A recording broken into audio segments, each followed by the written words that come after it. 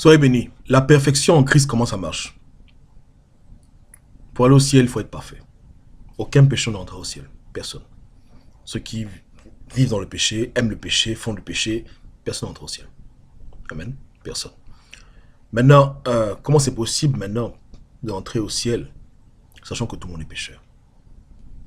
Amen. Donc, voilà pourquoi j'ai mis comme titre La perfection, comment ça marche. Écoutez, c'est très facile. C'est dur, mais c'est facile. Et on verra pourquoi. C'est facile, simplement, parce que c'est l'amour de Dieu qui te rend parfait. C'est vrai. Le degré d'amour qu'on a pour une personne est fonction de ce qu'on est prêt à faire pour cette personne. Quand tu aimes une personne vraiment, tu es prêt à faire tout et n'importe quoi pour elle. Même dans le monde païen, lorsque quelqu'un a une copine ou un copain, il ne peut s'empêcher de penser à la personne. Il ne peut s'empêcher de parler à la personne. Il ne peut s'empêcher de faire des cadeaux à la personne. Elle ne peut s'empêcher de parler aux personnes. Donc, quand les gens même s'aiment dans la chair, ils peuvent faire l'impossible, l'un envers l'autre. Comprenez? Non, pire encore dans le Seigneur. Quand un homme aime le Seigneur Jésus-Christ, il ne va pas pécher. Pas parce qu'il est parfait, parce qu'il aime tellement Dieu qu'il ne veut pas l'offenser. Et c'est ça la clé. Dans les relations amoureuses, c'est la peur de vouloir offenser l'autre, de vouloir rendre l'autre triste qui t'amène à faire tout ce qui est juste et correct. Lorsqu'il y a vraiment l'amour. Amen. Je ne parle pas des relations où les gens forniquent n'importe quoi. Je parle de l'amour véritable. Quand tu aimes quelqu'un, ton degré d'amour pour la personne sera fonction de ce que tu es prêt à faire pour elle. Si tu as un ami que tu aimes moyennement, il t'appelle à 1 h du matin, tu es fatigué, tu dors, tu vas vouloir répondre au téléphone moyennement. Mais si c'est quelqu'un que tu aimes beaucoup, que tu as beaucoup d'admiration, quelqu'un que tu aimes vraiment, un vrai frère en Christ, il t'appelle même à 2 h, tu vas répondre. Même si tu es fatigué. Pourquoi? Parce que c'est lui. Tu le fais à cause de lui. Donc l'amour que tu as pour lui te pousse à faire des choses que tu ne ferais pas pour n'importe qui d'autre. Amen. C'est ce que Dieu veut avec nous. Dieu veut qu'on l'aime tellement que l'amour qu'on ait pour lui nous amène à faire ce qui est juste devant lui. Ce sera automatique. Quand tu laisses l'amour de Dieu grandir en toi, tu ne vas plus vouloir faire ce qui est contre la volonté de Dieu. Tu vas dominer le péché, tu vas dominer toute chose. Pourquoi? Parce que l'amour de Dieu sera la force motrice de ta condition. Quand tu aimes Dieu tellement, tellement, tu ne vas pas voler, tu ne vas pas vouloir faire des choses. Tu vas vraiment rester en lui, focalisé sur lui. Et numéro 2, lorsque tu vas vraiment grandir dans l'amour de Dieu, tu ne peux plus passer une seconde sans être dans sa présence. Puisque lui te veut à 100%, le fait que tu l'aimes va faire que tu vas rester avec lui tout le temps. Je connais des gens qui passaient 5-6 heures au téléphone avec leur conjoint, leur petit ami. Vous comprenez? Même des couples, c'est comme ça. L'amour fait que les gens veulent rester ensemble, main dans la main. C'est pas étonnant que lorsque les gens s'aiment, ils ont tendance à s'attraper la main. Parce que c'est un signe pour montrer qu'ils ne veulent pas se séparer. Mais malheureusement, le travail vient, ils se séparent, etc. Bref. Mais il y a même des gens qui sont même prêts à quitter leur travail pour pouvoir être avec la personne qu'ils aiment. Vous comprenez? C'est très grave. C'est l'amour qui rend parfait.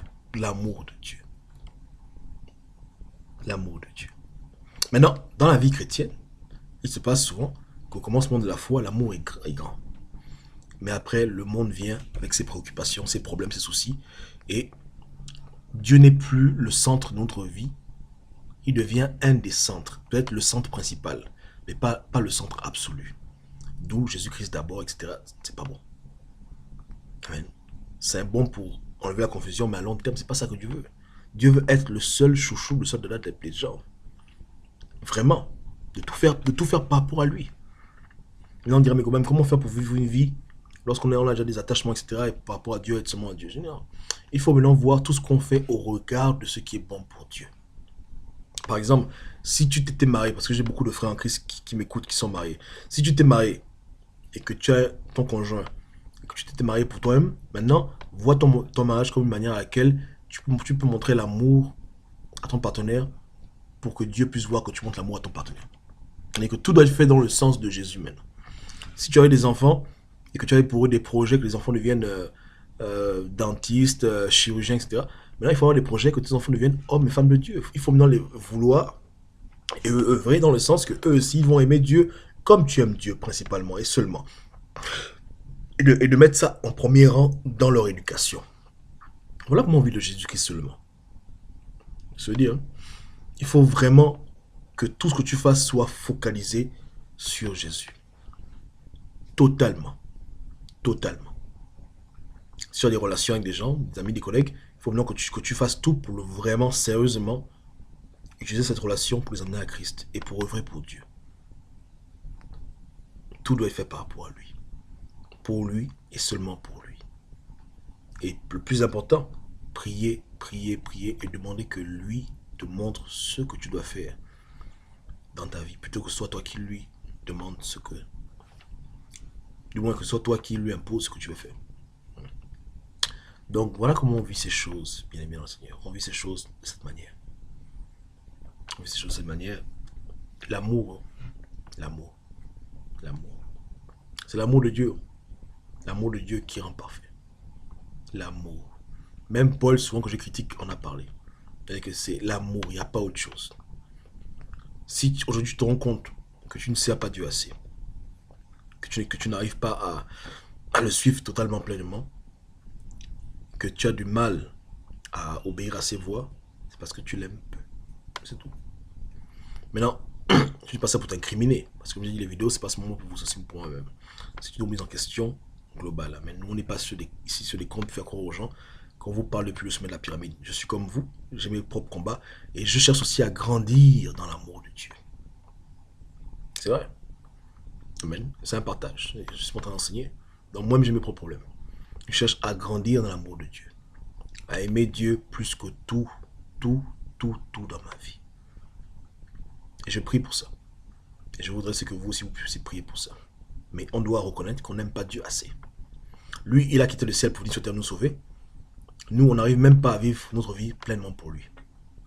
On réfléchit 3-4 fois pour prendre une décision simple, rapide. On hésite, on a peur, machin, etc. Bref. On fait un peu, de temps en temps, on fait un peu l'œuvre de Dieu. Jésus-Christ est devant. Mais c'est pas seulement ça. Dieu veut plus que ça. Et de façon ultime, c'est pour notre propre bien. Comme je dis, quand tu aimes quelqu'un, tu veux passer avec lui l'éternité. Si tu n'aimes pas Dieu assez, même si Dieu te laisse entrer au ciel, tu ne vas pas vouloir être avec lui. Tu vas faire 2 secondes avec lui, après tu vas te casser. Tu vas partir, commencer à faire tes trucs. Voilà. Tu vas pas vouloir être avec Dieu. Tu seras mal à l'aise parce que tu ne l'aimes pas vraiment. Tu veux pas être en enfer, mais tu veux pas aimer Dieu pleinement, être avec lui. Donc tu es au milieu, quoi. Il n'y a pas de milieu. Amen. Donc, c'est pas que je dis aux gens d'aller de façon systématique dans la prière, faire par exemple 10 heures de prière. Non, c'est pas ce que je dis. Il faut que ces choses-là viennent naturellement par amour. La motivation est importante. Juste appliquer des principes systématiques pour pouvoir se sentir qu'on est en Christ, ce n'est pas bon. Mais il faut que ce soit naturellement venant du cœur de l'amour. Donc tu peux dire, Seigneur, je t'en supplie, augmente mon amour pour toi dans ma vie. Je veux que tu m'aides à t'aimer plus. Et c'est vrai, Dieu aide. Quand je prie ainsi, moi, je peux témoigner que Dieu m'a beaucoup aidé à l'aimer plus. Même maintenant, quand j'en parle, je sens que l'amour de Dieu grandit en moi. Et c'est ce qu'il faut faire. Il faut prier, Seigneur, aide-moi à t'aimer plus. Je t'en supplie. Il y a des choses dans ma vie qui ont diminué l'amour que j'ai pour toi. Le feu, l'intensité. Mais je veux revenir à toi. Et une des choses qui aide aussi, c'est de se rappeler ce que Dieu a fait pour nous. Parce que la vérité est la vérité. Hein? Et la vidéo qui suit, sur le paradis, on va en parler. Amen, on va en parler. Mais l'amour de Dieu, il faut aimer Dieu. Amen, soyez bénis.